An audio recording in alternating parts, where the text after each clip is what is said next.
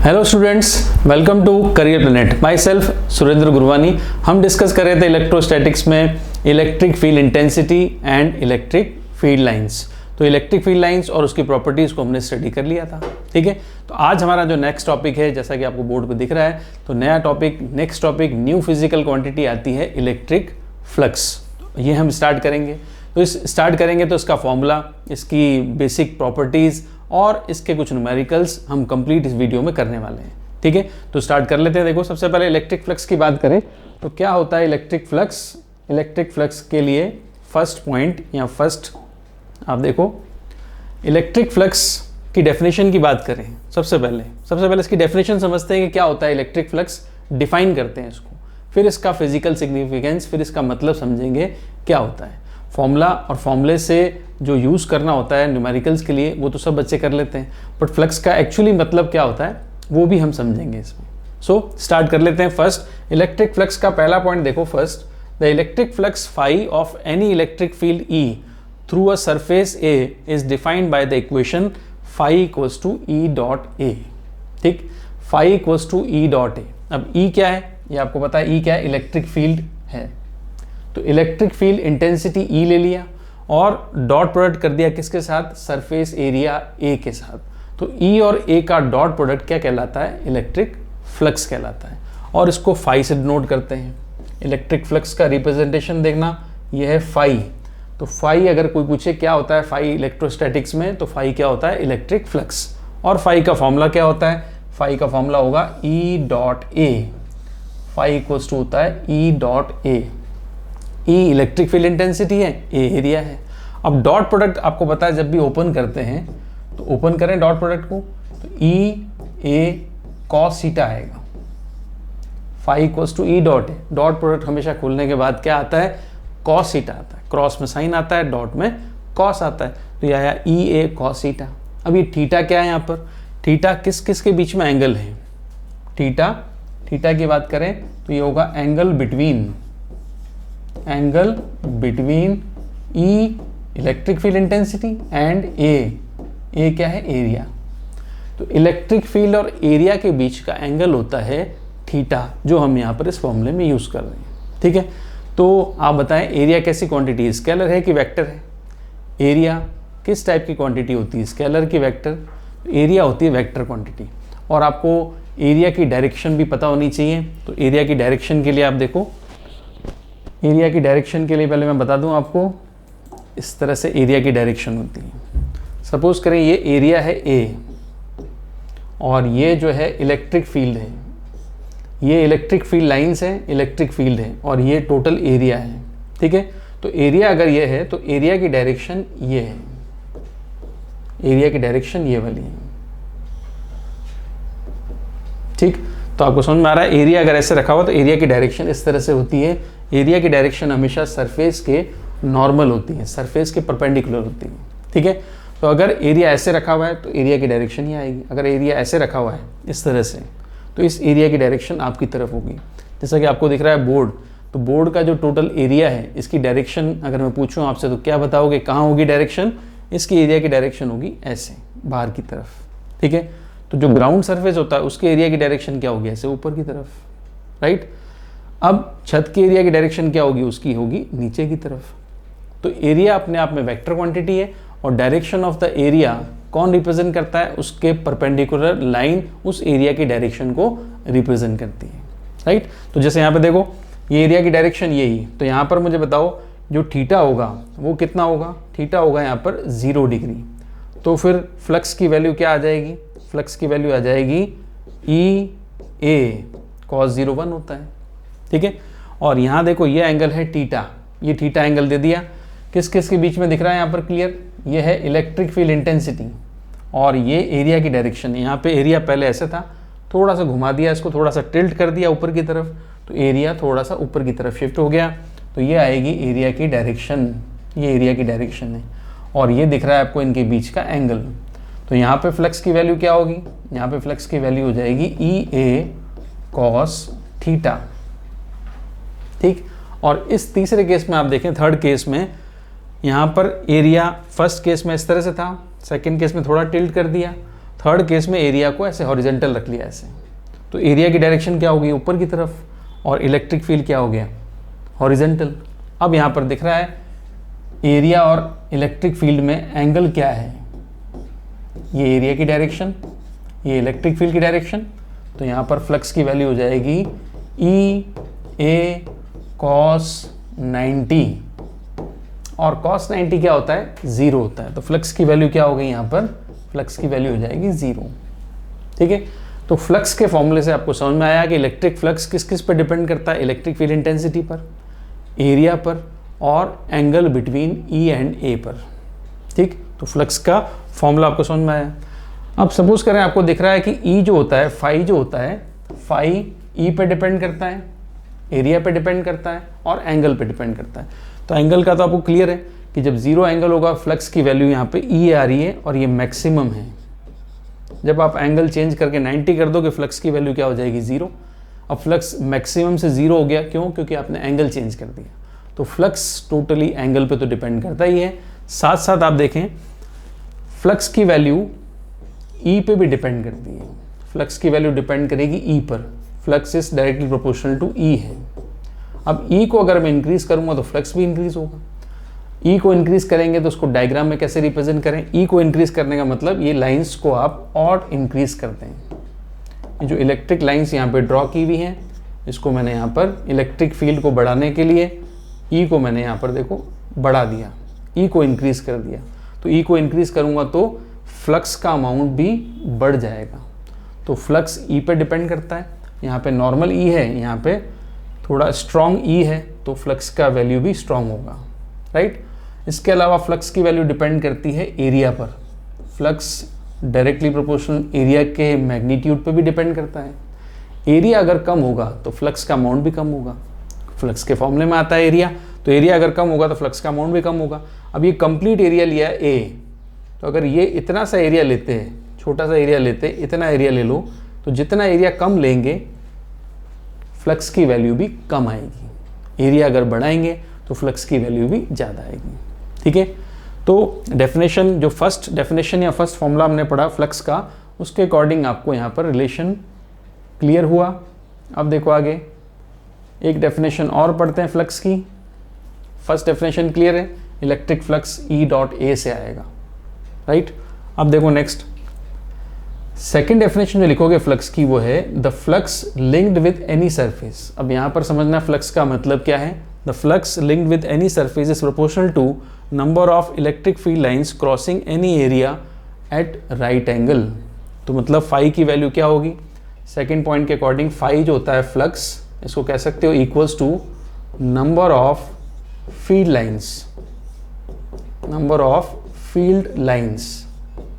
जितनी lines pass हो रही हैं वो लाइंस उस एरिया से, पर्टिकुलर एरिया से पास होने वाले फ्लक्स को रिप्रेजेंट करती हैं। ठीक है, तो पर्टिकुलर एरिया से पास होने वाली लाइंस फ्लक्स को डिपेंड करती है, फ्लक्स की वैल्यू उस पर डिपेंड करती है। इसको आप इस तरह से एग्जांपल समझ सकते हो। देखो ये है पर्टिकुलर एरिया, ये एरिया है, और ये इलेक्ट्रिक फील्ड लाइंस में ड्रॉ कर रहा हूँ, ये लाइंस ड्रॉ कर दी। अब लाइंस तो टोटल ड्रॉ कर दी मैंने 8, टोटल लाइंस कितनी है 8। Number of electric field lines को समझना, किसी एरिया से फ्लक्स की वैल्यू नंबर ऑफ लाइन से कैसे निकाल सकते हैं वो देखो। तो ये टोटल लाइंस कितनी है 8, बट ये जो एरिया गिवन था आपको, जो एरिया आपके पास था वो ये था, ये एरिया है। ठीक है, तो जो आपका जो गिवन एरिया था सरफेस, उस सरफेस से आप देखो ध्यान से कितनी लाइंस पास हो रही हैं, 1 2 3 एंड 4।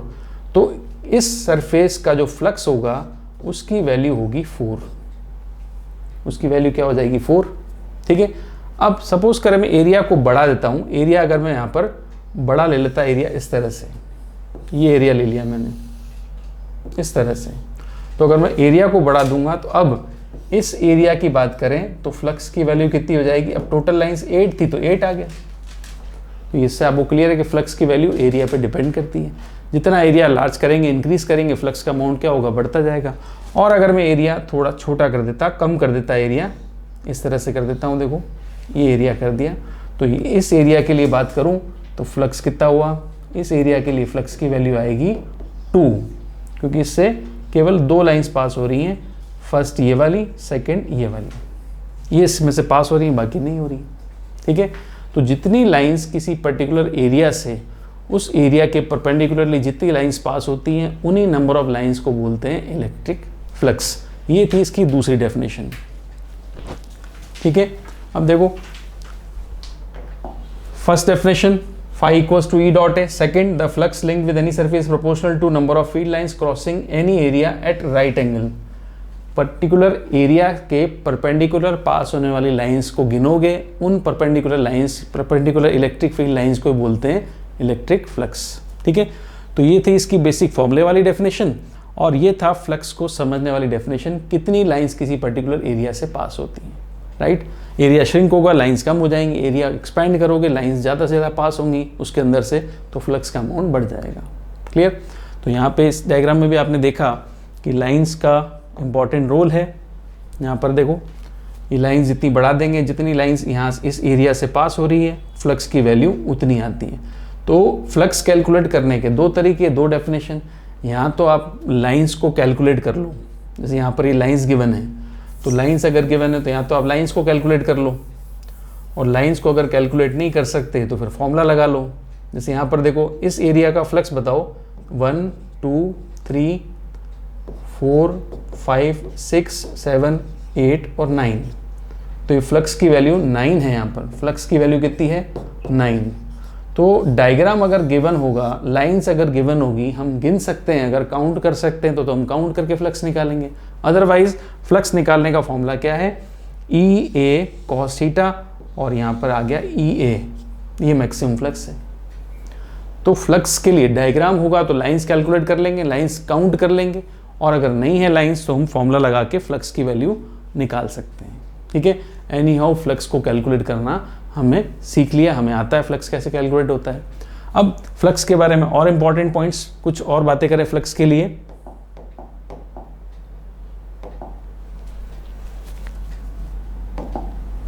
तो सेकंड पॉइंट के बाद अब थर्ड पॉइंट आ जाओ, प्रॉपर्टीज की बात कर लेते हैं यहाँ पर कि प्रॉपर्टीज क्या हैं फ्लक्स की। फ्लक्स की प्रॉपर्टीज, ये 2 डेफिनेशन हो गई, 2 तो आपको डेफिनेशंस लिखनी है। ठीक है, और यहाँ पर अब यहाँ पर ये सारी आपको प्रॉपर्टीज, इलेक्ट्रिक फ्लक्स के इंपॉर्टेंट पॉइंट्स या प्रॉपर्टीज कह सकते हैं, प्रॉपर्टीज को हम पढ़ेंगे।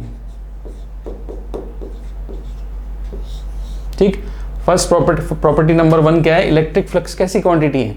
इलेक्ट्रिक फ्लक्स स्केलर क्वांटिटी है। क्यों? क्योंकि इसमें डायरेक्शन तो है ही नहीं, कैलकुलेट करना है केवल नंबर ऑफ लाइंस को। तो लाइंस अगर 5 है तो 5 फ्लक्स है, लाइंस अगर 7 है तो फ्लक्स 7 है, तो डायरेक्शन का तो कोई रोल ही नहीं है, इसलिए कैसी क्वांटिटी है? स्केलर। फर्स्ट प्रॉपर्टी समझ में आ गई। सेकंड, आप इसकी यूनिट देखो, यूनिट क्या है? Volt metre, volt into metre, और newton metre square per coulomb. तो यूनिट और डायमेंशन तो आप इजीली निकाल सकते हैं, क्योंकि फ्लक्स का फॉर्मूला आपको पता है। फ्लक्स का फॉर्मूला है phi equals to E into A, और E की यूनिट होती है वोल्ट पर मीटर, एरिया की यूनिट होती है मीटर स्क्वायर। तो मीटर से अगर मीटर कैंसिल हो गया तो इसलिए क्या लिखा हुआ है? Volt metre. ठीक है, इसके अलावा E की यूनिट एक और होती है, वो है न्यूटन पर कूलम। एरिया की होती है मीटर स्क्वायर, तो सेकेंड यूनिट होगी Newton metre square per coulomb. दोनों यूनिट कैसे आई आपको समझ में आया? दोनों यूनिट अलग अलग क्यों है? क्योंकि E की भी 2 यूनिट हैं, एक यूनिट है E की वोल्ट पर मीटर, एक यूनिट है E की न्यूटन पर कूलम, इसलिए 2 अलग अलग यूनिट्स यहाँ पे लिखी हुई हैं। फिर आप इसका डायमेंशन फॉर्मूला निकाल सकते हैं।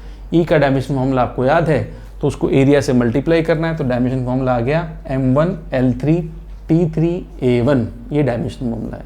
तो फॉर्मूला आपको पता है, तो डायमेंशन आप इजीली निकाल सकते हो। ठीक है, तो नेक्स्ट आ जाओ थर्ड पॉइंट पे। The value of phi corresponding to a closed surface does not depend upon the distribution of charge and the distance between them inside the closed surface। अब जो भी फ्लक्स की वैल्यू की बात करें हम, फ्लक्स की वैल्यू इन चीज़ों पे डिपेंड नहीं करती। किस पर? पहला है डिस्ट्रीब्यूशन ऑफ चार्ज पर। चार्ज कैसा डिस्ट्रीब्यूटेड है क्लोज सरफेस के अंदर? चार्ज कैसा डिस्ट्रीब्यूटेड है? लीनियरली है, एरिया वाइज है, डिस्ट्रीब्यूट अलग अलग है, एक साथ रखा हुआ है, तो इस पर डिपेंड नहीं करता। एंड किस पर डिपेंड नहीं करता? Distance between them inside the close surface. ठीक है, चार्जेस के बीच में डिस्टेंस कितनी है, पास है कि दूर है, इस पर भी फ्लक्स की वैल्यू डिपेंड नहीं करती। Clear.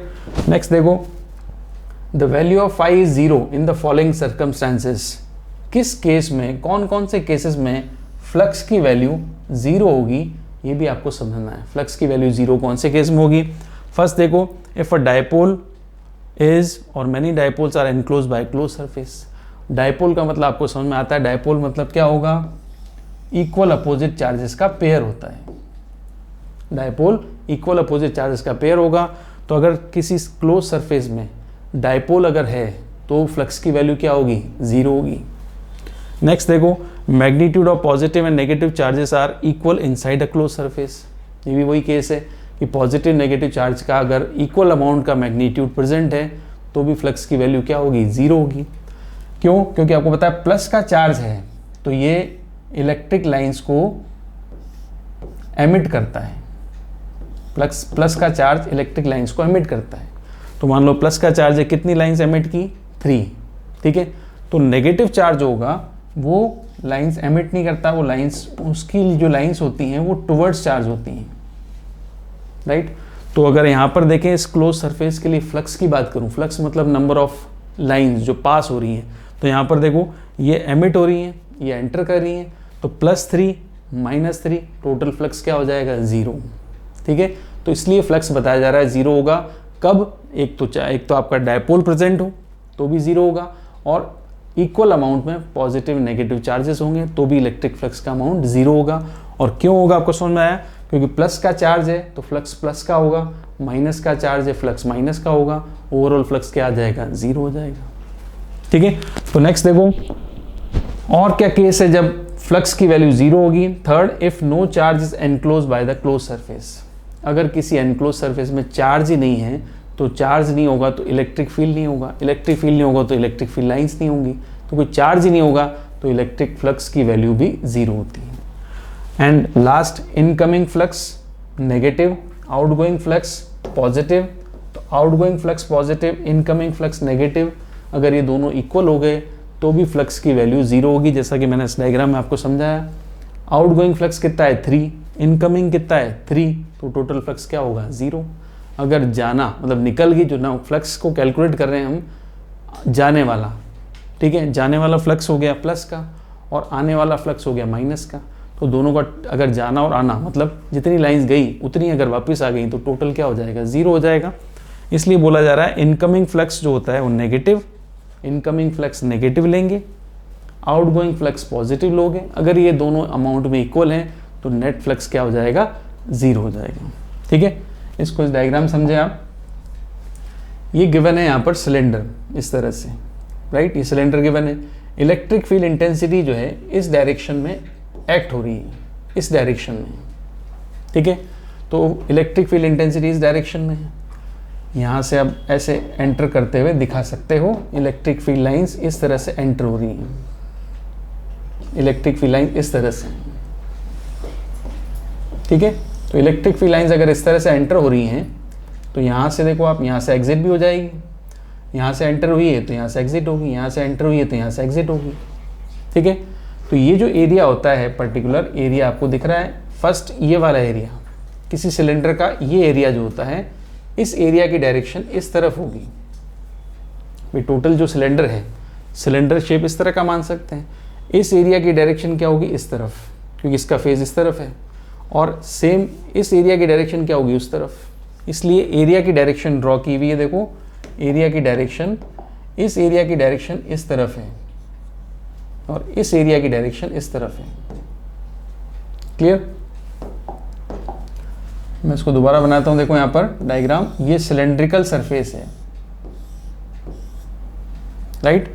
Electric field lines pass हो रही हैं कुछ इस तरह से, इलेक्ट्रिक फील्ड लाइंस इस तरह से हैं। अब जो फर्स्ट एरिया है वो ये वाला है, फर्स्ट एरिया ये वाला, ठीक है। इस एरिया की डायरेक्शन इस तरफ होगी, DS1, और इस एरिया की डायरेक्शन इस तरफ होगी, ये हो गया DS2, और ये जो कर्व सरफेस वाला एरिया है इसकी डायरेक्शन इस तरह से आएगी, ये आ गया DS3। तो DS1, DS2, DS3, सिलेंडर के टोटल 3 एरिया होते हैं। अगर ये सिलेंडर है तो ये वाला एक एरिया क्रॉस सेक्शन, एक ये वाला क्रॉस सेक्शन, और एक ये ऊपर वाला कर्व सरफेस वाला एरिया। तो कर्व सरफेस का DS3, DS1 फर्स्ट और DS2 सेकेंड। इलेक्ट्रिक फील्ड की डायरेक्शन फिक्स है, इलेक्ट्रिक फील्ड की डायरेक्शन है लेफ्ट टू राइट, तो ये इलेक्ट्रिक फील्ड की डायरेक्शन है। अब आप सोचो, सबसे पहली सरफेस ये ले लेते हैं, दूसरी ये ले लेते हैं, तीसरी ये ले लेते हैं। फर्स्ट सरफेस के लिए बताओ angle between area and electric field क्या होगा। इलेक्ट्रिक फील्ड उस तरफ है, एरिया इस तरफ है, तो फर्स्ट सरफेस के लिए एंगल है 180 डिग्री का। सेकेंड सरफेस के लिए एंगल है 0 डिग्री का, सेकेंड सरफेस के लिए। और थर्ड सरफेस के लिए एंगल आपको दिख रहा है, थर्ड सरफेस के लिए एंगल है 90 डिग्री का। ठीक, अब जो फर्स्ट सरफेस के लिए एंगल 180 का है, cos 180 की वैल्यू माइनस होती है, इसलिए जो फर्स्ट सरफेस का जो फ्लक्स आएगा इसको बोला जा रहा है, ये एंटर कर रहा है, इन है, तो फाई इन जो होगा ये होगा माइनस का EA। ठीक है, फाई इन जो होगा ये नेगेटिव में होगा, फाई इन माइनस का EA आएगा। ठीक है, फाई जो है माइनस का है, और फाई आउट जो फ्लक्स इससे बाहर निकल रहा है वो क्या होगा, ये रहा फ्लक्स जो आउट हो रहा है, ये फ्लक्स आउट लिया फाई, इसकी वैल्यू क्या होगी, इसकी वैल्यू है प्लस EA। अब प्लस क्यों आया, क्योंकि cos 0 की वैल्यू तो 1 होती है, cos 180 की वैल्यू माइनस, इसलिए फ्लक्स की वैल्यू नेगेटिव होती है, और cos 0 की वैल्यू प्लस, इसलिए फ्लक्स की वैल्यू भी प्लस आई। और यहाँ पर cos 90 की वैल्यू 0, इसलिए फाई 3 तो 0 होगा। क्लियर। अब देखो यहाँ से फाई इन की वैल्यू, एरिया की वैल्यू मैं पुट कर देता हूँ अगर पाई आर स्क्वायर, तो फाई इन होगा माइनस में, फाई आउट होगा प्लस में, और फाई टोटल जो आया वो आया आपका 0। फाई टोटल जो है वो 0 होगा। फाई टोटल क्या होगा, 0, क्योंकि माइनस EA माइनस का फ्लक्स इक्वल टू प्लस का फ्लक्स, टोटल फ्लक्स क्या हो गया, 0 हो गया। ठीक है, साथ में आपको ये पता लगा कि इन फ्लक्स जो होता है, मतलब जो फ्लक्स एंटर करता है वो नेगेटिव होगा, जो फ्लक्स लीव करता है, फ्लक्स लीव हो रहा है, आउट जा रहा है किसी सरफेस से, तो वो फ्लक्स होगा पॉजिटिव। क्लियर। तो ये भी बात ध्यान रखें, इंपॉर्टेंट है, incoming flux is taken as negative and outgoing flux is taken as positive always. ठीक, तो फ्लक्स की सारे इंपॉर्टेंट पॉइंट्स हमने पढ़ लिए, फॉर्मूला भी पढ़ लिया, फ्लक्स की वैल्यू समझ में आ गई कि फ्लक्स 3 चीज़ों पर डिपेंड करता है, इंटेंसिटी E पर, नंबर ऑफ लाइंस पर, सेकेंड एरिया पर, और third angle between E and area पर। अब हम बात करते हैं इसके न्यूमेरिकल की। तो न्यूमेरिकल देखो, इसका फ्लक्स से रिलेटेड न्यूमेरिकल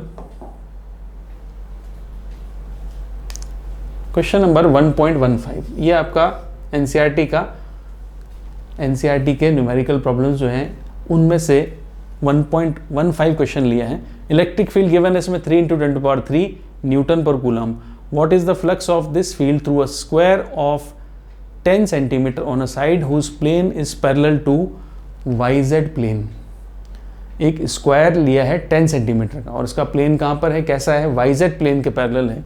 इलेक्ट्रिक फील्ड को अगर ध्यान से देखोगे तो इलेक्ट्रिक फील्ड कौन सी डायरेक्शन में है, इलेक्ट्रिक फील्ड के लिए दिया हुआ है आई कैप। अब आई कैप दिया हुआ है, इसका मतलब आपको पता है इलेक्ट्रिक फील्ड कौन सी एक्सिस पर एक्ट हो रहा होगा, एक्स एक्सिस पर। और जो एरिया दिया है ये दिया है parallel to YZ plane, YZ plane का एरिया है, और एक्सिस पे, एक्स एक्सिस पे लग रहा है इलेक्ट्रिक फील्ड। तो फिर पूछा क्या है, फ्लक्स पूछा है फर्स्ट में, और सेकंड वाले में फ्लक्स पूछा है what is the flux through the same square of its normal, its plane makes an angle 60 degree with the x axis. पहला तो है पैरेलल टू YZ, और सेकंड केस में नॉर्मल टू द स्क्वायर, ये angle बना लेता है 60 degree with the x axis. ठीक है, तो इस दोनों डायग्राम को हम समझे कैसे दिया हुआ है। देखो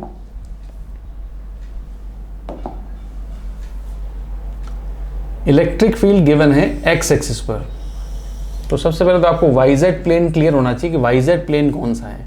ये हो गया एक्स एक्सिस, ये Y एक्सिस, और ये है Z एक्सिस, राइट। तो XYZ एक्सिस हो गया। इलेक्ट्रिक फील्ड गिवन है एक्स एक्सिस के अलोंग, तो इलेक्ट्रिक फील्ड मैं ऐसे बना लेता हूँ, ये इलेक्ट्रिक फील्ड गिवन है ऐसे, एक्स एक्सिस के अलॉन्ग इलेक्ट्रिक फील्ड गिवन है, ठीक है। तो बताओ एरिया जो स्क्वायर आपको दिया है 10 सेंटीमीटर का, ये कहाँ पर होगा, इसका फेज, इसका जो है प्लेन जो कौन सा है वो वाई जेड है, तो वाई जेड प्लेन कौन सा होगा, ये वाई है, ये जेड है, जेड एक्सिस ऐसे ड्रॉ किया, जेड एक्सिस ये वाली है, तो वाई जेड प्लेन का मतलब एरिया आपका इस तरह से होगा, ये वाई और ये जेड, जेड इस तरह से, वाई इस तरह से, तो आपका जो स्क्वायर है आपका वो इस प्लेन में है, क्लियर। तो अगर स्क्वायर इस प्लेन में है तो मैं स्क्वायर को, इस स्क्वायर को ड्रॉ करूं इस प्लेन में, तो इसको इसके साथ साथ पैरेलल ड्रॉ कर लेता हूं इस तरह से,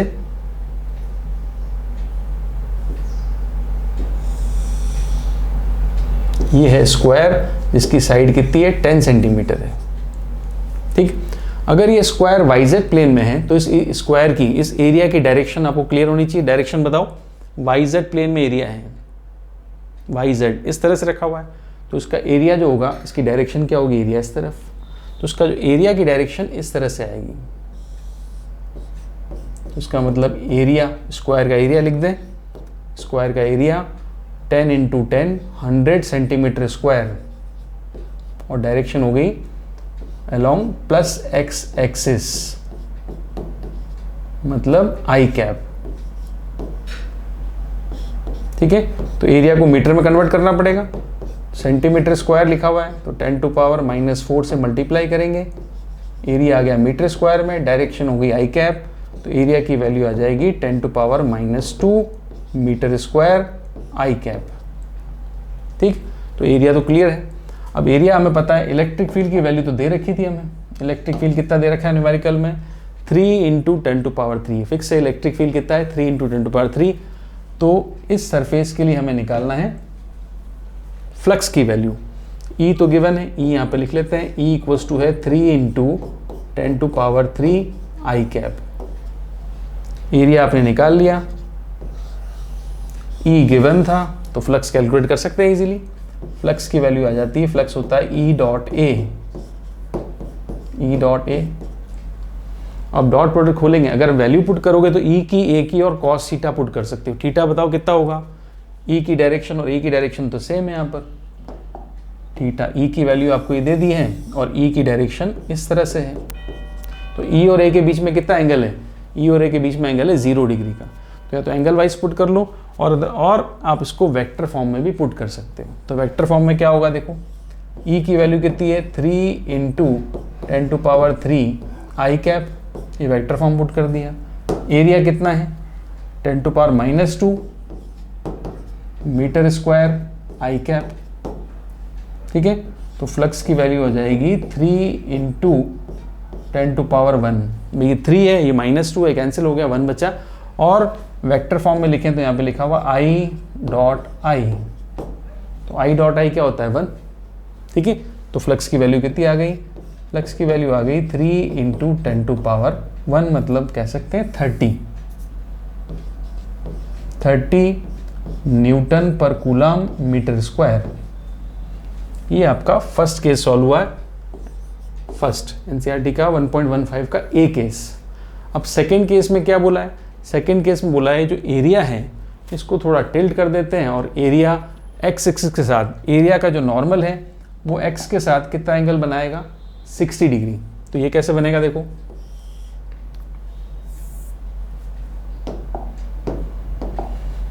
x y z axis fix है, ये एक्स एक्सिस है, ये वाई एक्सिस है और ये जेड एक्सिस है, राइट। जो प्लेन है आपका वो वाई जेड प्लेन के साथ नॉर्मल जो 90 डिग्री पे था।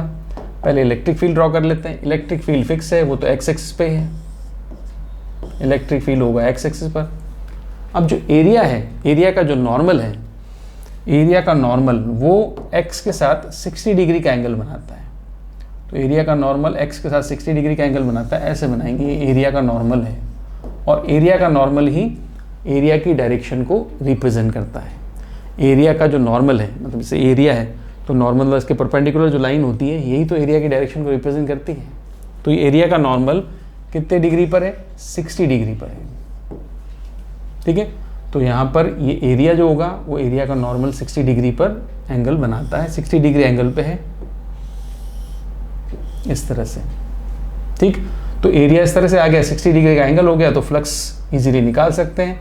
फ्लक्स की वैल्यू हो जाएगी ई डॉट ए, खोलते हैं, पता है आपको ई डॉट ए, ओपन करेंगे क्या आएगा, ई डॉट ए कॉस थीटा, और कॉस थीटा आ गया 60 डिग्री। तो ई की वैल्यू, ए की वैल्यू, अब यहाँ वैल्यू पुट कर देते हैं। ई की वैल्यू 3 × 10⁻3, एरिया की वैल्यू 10⁻⁻2, और कॉस 60 की वैल्यू होती है 1/2, कॉस 60 1/2। तो आंसर क्या आएगा बताओ, पहले फ्लक्स 30 आया था, तो 30 का हाफ कर देंगे, फ्लक्स की वैल्यू क्या आ जाएगी 15 Newton per coulomb metre square. ठीक है, तो ये फ्लक्स की वैल्यू आएगी इसमें। तो 60 डिग्री वाले के लिए भी निकाल दिया, पैरेलल के लिए भी निकाल दिया, ए और बी दोनों सॉल्व कर लिए। अब अगले में देखो, what is the net flux of uniform electric field of exercise 1.15। तो एक्सरसाइज 1.15 का इलेक्ट्रिक फील्ड लेना है। ठीक है, through a cube of side 20 centimetre oriented so that its faces are parallel to the coordinate planes. अब flux निकालना है cube के लिए, अभी हमने निकाला स्क्वायर सरफेस के लिए, अब हम निकालेंगे फ्लक्स क्यूब के लिए। ठीक है, तो क्यूब के लिए फ्लक्स निकालना है, और क्यूब की सारी फेसेस कैसे हैं, कोऑर्डिनेट एक्सिस के, कोऑर्डिनेट प्लेन्स के पैरेलल हैं। तो ये हम निकाल सकते हैं इजीली। देखो, जो क्यूब आप ड्रॉ करोगे, सबसे पहले तो क्यूब ड्रॉ करें, इसकी सारी फेसेस आपके पैरेलल टू कोऑर्डिनेट प्लेन्स हैं।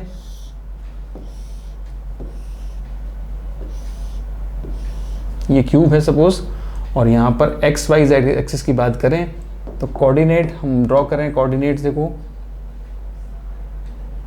ये ड्रॉ कर लेते हैं वाई एक्सिस, ये ड्रॉ कर लो आप एक्स एक्सिस, ये एक्स, ये वाई, ठीक है, और z axis, x y z कर लेते हैं इसमें, एक्सिस जेड एक्सिस ये। ठीक है, इलेक्ट्रिक फील्ड वही लेना है जो पहले था, तो इलेक्ट्रिक फील्ड तो फिक्स है, पहले जो लिया था वही इलेक्ट्रिक फील्ड है, इस तरह से। ई इलेक्ट्रिक फील्ड की वैल्यू है, स्क्वायर की साइड जरूर यहाँ पर इंक्रीज कर दी है, स्क्वायर की साइड है 20 सेंटीमीटर, मतलब क्यूब की एक साइड जो होती है, क्यूब की साइड कितनी है 20 सेंटीमीटर, पहले स्क्वायर था उसकी साइड 10 सेंटीमीटर थी, अब यहाँ पे 20 कर दिया। ठीक, अब क्यूब में आपको पता है कितनी सरफेस होती है, क्यूब में टोटल 6 सरफेस होंगी, वो हमें ड्रॉ करनी पड़ेगी। देखो 6 सरफेसेस कौन कौन सी हैं क्यूब के लिए, सबसे पहली सरफेस फर्स्ट ये, सेकंड ये वाली, ठीक है, थर्ड टॉप वाली ले लेते हैं, थर्ड, फर्स्ट वाली इस तरह से आएगी, सेकंड वाली उस तरफ, थर्ड वाली ऊपर जाएगी, फोर्थ जो होगी वो डाउनवर्ड्स ऐसे आएगी, फिफ्थ सरफेस जो होगी वो बताओ कहाँ होगी, फिफ्थ सरफेस, थर्ड फोर्थ तो ले लिया, फिफ्थ सरफेस आपकी तरफ बाहर की तरफ आएगी, और सिक्स सरफेस बैक साइड में है। तो टोटल जो फेसेस होती है क्यूब में वो होती है 6, तो 6 फेसेस हैं। अब हर फेस का एरिया है, और हर एरिया का ई के साथ एंगल आपको निकालना पड़ेगा। तो फर्स्ट का एंगल बताओ मुझे, इलेक्ट्रिक फील्ड इस तरह से, फर्स्ट का एंगल बताओ, फर्स्ट के लिए मैं लिखूंगा θ1, तो θ1 आएगा 180। सेकंड के लिए एंगल बताओ, सेकंड के लिए, सेकंड और ये दोनों सेम है, सेकंड के लिए एंगल होगा 0 डिग्री। फर्स्ट सरफेस के लिए आएगा इनकमिंग फ्लक्स, सेकंड के लिए आएगा आउटगोइंग फ्लक्स। अब थर्ड, फोर्थ, फिफ्थ और सिक्स्थ, थर्ड के लिए देखो एरिया की डायरेक्शन इस तरह से, इलेक्ट्रिक फील्ड एक्स पे, एरिया आपका थर्ड के लिए ऊपर की तरफ, एंगल कितना बनेगा 90।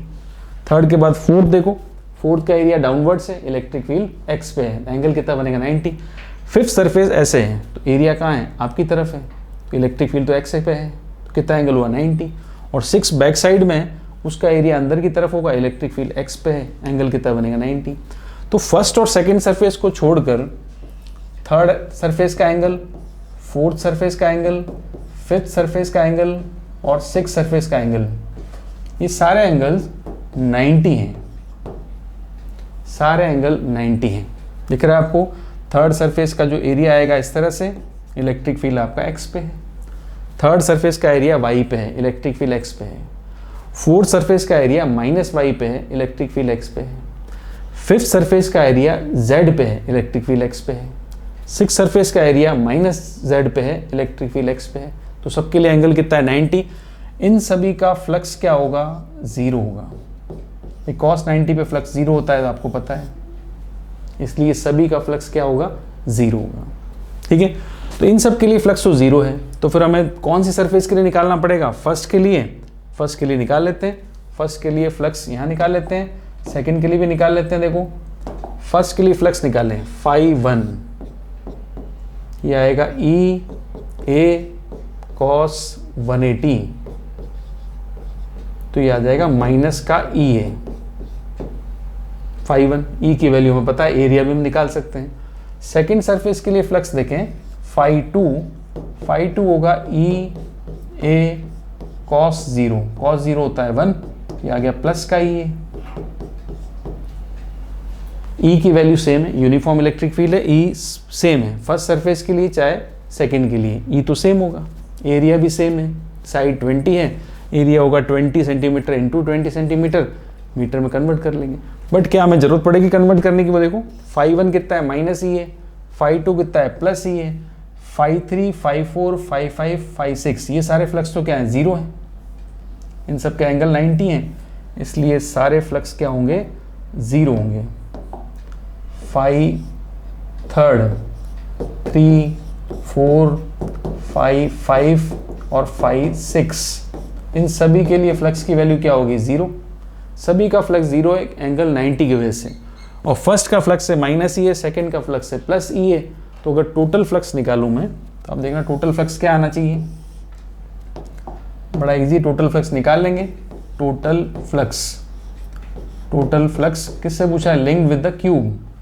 Total flux with cube, given cube जो था आपका, टोटल फ्लक्स विद क्यूब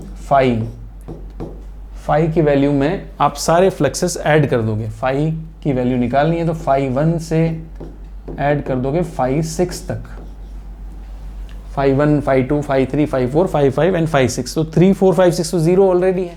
1 और 2 अगर ध्यान से देखो तो 1 के लिए कितना है, माइनस ई है, और 2 के लिए कितना है, प्लस ई है। तो टोटल फ्लक्स क्या हो जाएगा, माइनस ई है प्लस ई है, टोटल क्या हो जाएगा, ज़ीरो। तो इस क्यूब का जो टोटल फ्लक्स पास होगा वो क्या होगा, ज़ीरो। ठीक है, क्योंकि इनकमिंग फ्लक्स, एंटरिंग फ्लक्स तो नेगेटिव था, लीविंग फ्लक्स पॉजिटिव था, दोनों अमाउंट में सेम थे, तो फ्लक्स ज़ीरो हो गया। ये पॉइंट इंपॉर्टेंट पॉइंट्स हमने पढ़ लिया था। जब incoming flux equals to outgoing flux होगा तो टोटल फ्लक्स क्या होता है, ज़ीरो। क्लियर। इस क्वेश्चन में तो आपका फ्लक्स ज़ीरो आया क्योंकि इलेक्ट्रिक फील्ड सेम था, इलेक्ट्रिक फील्ड यहाँ पर इक्वल था, सेम था। अब सपोज करो अगर इलेक्ट्रिक फील्ड इक्वल नहीं होता, ये एग्जाम्पल है एनसीईआरटी का, चैप्टर में गिवन है। इलेक्ट्रिक फील्ड आप देखोगे, इलेक्ट्रिक फील्ड की वैल्यू है तो एक्स एक्सिस पे ही, इलेक्ट्रिक फील्ड कहाँ है, एक्स पे है, ई एक्स, बट ये दे रखा है अल्फा √x, और x की वैल्यू आपको पता है पॉइंट टू पॉइंट डिस्टेंस के वाइज चेंज होती है। यहाँ पे x की वैल्यू क्या है, यहाँ पे x की वैल्यू 0 है, तो यहाँ पे x की वैल्यू क्या है, यहाँ पे x की वैल्यू a है, तो यहाँ पर a है, गिवन है, तो ये इसकी साइड भी है, तो दूसरी सरफेस तक पहुँचोगे तो यहाँ पे x की वैल्यू क्या हो जाएगी, 2 है, और आगे जाओगे तो x की वैल्यू 3 है, 4 है। तो डिस्टेंस तो x एक्स पे चलते जाओगे तो x की डिस्टेंस तो बढ़ती जाएगी, और x की वैल्यू अगर बढ़ती जाएगी तो इलेक्ट्रिक फील्ड तो x पे डिपेंड करता है, तो इलेक्ट्रिक फील्ड भी बढ़ता जाएगा। ठीक है, तो उसको ड्रॉ करते हैं, देखो तो समझते हैं, ड्रॉ करते हैं कि इलेक्ट्रिक फील्ड कैसे यहाँ पर बढ़ता जाएगा। अगर बढ़ रहा है तो इलेक्ट्रिक फील्ड का अमाउंट भी बढ़ेगा, तो उसको मैं ड्रॉ करके बताता हूँ। देखो यहाँ पर इलेक्ट्रिक फील्ड इस तरह से है, ये फर्स्ट इलेक्ट्रिक फील्ड है, इसकी वैल्यू होगी अल्फा √a, क्योंकि x की वैल्यू यहाँ पे क्या a है। ठीक, अगले यहाँ पर पहुँचोगे x की वैल्यू 2 हो जाएगी, तो इलेक्ट्रिक फील्ड ये वाला तो होगा ही सही, ये इलेक्ट्रिक लाइंस तो यहीं सही। इसके अलावा यहाँ पर इलेक्ट्रिक लाइंस थोड़ी सी बढ़ जाएंगी। क्यों बढ़ जाएंगी, क्योंकि x बढ़ेगा तो इलेक्ट्रिक फील्ड का अमाउंट भी बढ़ जाएगा, क्योंकि इलेक्ट्रिक फील्ड डिस्टेंस पे डिपेंड करता है, डिस्टेंस के साथ साथ इलेक्ट्रिक फील्ड बढ़ रहा है। तो यहाँ पे 3 लाइंस, यहाँ पे होगी थोड़ी ज़्यादा, 5-6 लाइंस ड्रॉ कर दी, और आगे जाएंगे तो इलेक्ट्रिक लाइंस और ज़्यादा बढ़ जाएंगी, क्योंकि यहाँ पर x की वैल्यू अब और बढ़ गई, x की वैल्यू बढ़ती जा रही है, लाइंस बढ़ती जा रही हैं, इलेक्ट्रिक फील्ड इंटेंसिटी बढ़ती जा रही है। तो अब क्या होगा, इस क्यूब के लिए हमें निकालना है, calculate the flux through the cube. ठीक है, calculate flux through the cube निकालना है कि क्यूब का फ्लक्स कितना है। ठीक है, and charge within the cube, charge within the cube और flux within the cube दोनों पूछा है, तो फ्लक्स निकालते हैं। कैसे आएगा फ्लक्स? देखो फ्लक्स के लिए वही फर्स्ट सरफेस ये ले ली, फर्स्ट सरफेस का एरिया इधर है, फर्स्ट सरफेस का एरिया इधर है, तो φ1 जो होता है वो आपको पता है, φ1 निकाल चुके हैं, माइनस ई ए होता है, या माइनस E1 ए होगा, माइनस E1 ए, माइनस E1 एरिया, और एरिया की वैल्यू क्या होगी? एरिया की वैल्यू हो जाएगी इसमें ए स्क्वायर, ए की वैल्यू गिवन है 0.1, एरिया की वैल्यू क्या हो जाएगी? φ1 इक्वल टू होगा माइनस E1 ए स्क्वायर, ये φ1 है, फर्स्ट सरफेस का एंटरिंग फ्लक्स है इसलिए नेगेटिव है, और वैल्यू यहाँ पे E1 रखी जाएगी। तो E1 की वैल्यू क्या है वो देख लेते हैं, E1 की वैल्यू तो पूरा रख के फिर नोट कर लेते हैं इसको। E1 की वैल्यू क्या है? E1 की वैल्यू है alpha root x, alpha root x, और x की वैल्यू कितनी हो जाएगी यहाँ पर? a, तो अल्फा रूट a, और ये है a स्क्वायर, तो φ1 की वैल्यू हो जाएगी alpha a power 2 plus half, a square root लिख देते हैं, a स्क्वायर रूट है, और ये है नेगेटिव का फ्लक्स, माइनस का। ठीक है, तो मुझे बताओ यहाँ पर बाकी सेकंड सरफेस के लिए क्या होगा? यहाँ पर पॉजिटिव है, सेकंड सरफेस के लिए यहाँ पर E2 है, E2 की वैल्यू हो जाएगी alpha under root 2a, E2 alpha under root 2a, क्यों? क्योंकि सेकंड सरफेस a डिस्टेंस, पहली सरफेस a डिस्टेंस पे है, तो सेकंड सरफेस a डिस्टेंस ज़्यादा है, तो हम क्या रखेंगे? 2 है, तो φ2 की वैल्यू हो जाएगी प्लस का E2 इंटू ए। E1 की वैल्यू रखी थी हमने यहाँ पर, E1 की वैल्यू रखकर ये वैल्यू आई, एरिया, और एरिया की वैल्यू तो a स्क्वायर है, E1 की वैल्यू थी अल्फा रूट है। अब यहाँ पर E2 की वैल्यू क्या है? यहाँ पे E2 की वैल्यू है अल्फा अंडर रूट 2 है, और एरिया हो गया a स्क्वायर, और ये फ्लक्स है प्लस का। ठीक है, अब हमें पूछा था टोटल फ्लक्स, बाकी सरफेसेस के लिए तो फ्लक्स 0 है, आपको पता है, φ3 हो, φ4 हो, φ3, φ4, φ5, φ6, 6 सरफेस होती है, बाकी का 3 to 6 क्या होगा? 0, और क्यों 0 होगा? आपको पता है एंगल क्या है यहाँ पर? 90 है इसलिए, राइट। तो हमें दो फ्लक्स मिल गए, φ1 alpha a square under root है, और φ2 a square alpha under root 2 है, और यहाँ पर अल्फा की वैल्यू आपको ये लेनी है 800 न्यूटन पर कूलम, तो ये हम ले सकते हैं 800 न्यूटन पर कूलम। अब देखो अल्फा की वैल्यू दी हुई है 800, ये हमें यूज करना है, टोटल फ्लक्स विद क्यूब निकालना था, फाई टोटल लेना है, तो टोटल फ्लक्स आ जाएगा φ1 to φ6, टोटल क्यूब की कितनी फेसेस है? 6, φ1 to φ6, φ1 की वैल्यू है माइनस E1a, φ2 की वैल्यू है प्लस E2a, और बाकी सारे फ्लक्सेस 0 हैं। 1 और 2 की वैल्यू तो रख दी, 3, 4, 5, 6 0 हैं। E1 की वैल्यू आपको पता है, E1 की वैल्यू है अल्फा अंडर रूट a, ये हो गया a स्क्वायर, E2 की वैल्यू है alpha under root 2a square, तो यहाँ से कॉमन ले लेते हैं, alpha common, a square common, root a common, तो यहाँ पर बचेगा -1, यहाँ बचेगा अंडर रूट 2। ठीक है, अल्फा की वैल्यू 800, a की वैल्यू 0.1, और यहाँ पर आया रूट 2 -1, रूट 2 की वैल्यू 1.414 होती है, 1.414 -1, ये आ जाएगा 0.414। ठीक है, तो ये टोटल फ्लक्स की वैल्यू यहाँ पर मिलेगी आपको यहाँ से। अब यहाँ पर 0.1 का स्क्वायर कर लेते हैं, 800 तो ये आ गया, 0.1 का स्क्वायर हो गया 0.01। ठीक है, 0.1 का अंडर रूट भी निकालना है, तो 0.1 का अंडर रूट भी निकाल लेते हैं, अंडर रूट 0.1, ये हो गया 0.1 का अंडर रूट 0.31, और ये है 0.414। ये टोटल आपको मल्टीप्लाई करना पड़ेगा, इससे आपको मिलेगा total flux with given cube, तो मल्टीप्लाई कर ले 800 इंटू 0.01, ये 0.1 के स्क्वायर से मिला है, इंटू 0.31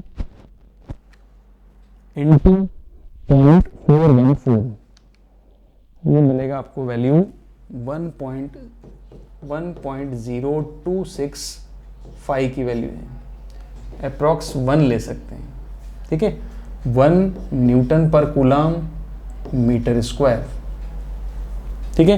तो 800 को हमने मल्टीप्लाई कर दिया, 800 को मल्टीप्लाई किया 0.01 जो 0.1 के स्क्वायर से आया, फिर अंडर रूट 0.1 था 0.31 और ये अंडर रूट 2 माइनस 1.414 था। टोटल फ्लक्स की वैल्यू आ गई गिवन क्यूब के लिए, वो है अप्रॉक्सीमेटली 1, एग्जैक्टली है 1.026, ठीक है।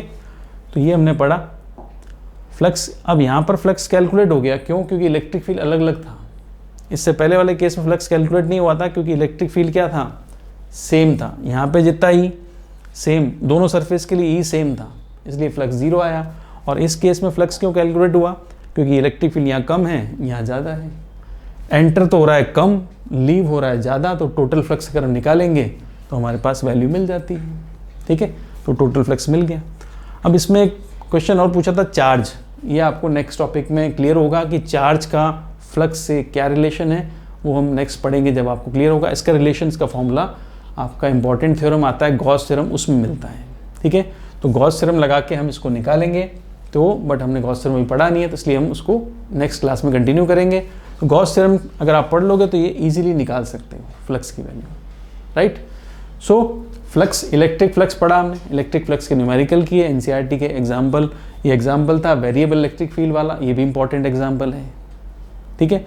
तो अगर आप चैनल को फर्स्ट टाइम विजिट कर रहे हैं तो सब्सक्राइब करें और अपने फ्रेंड्स के साथ लाइक और शेयर भी करें।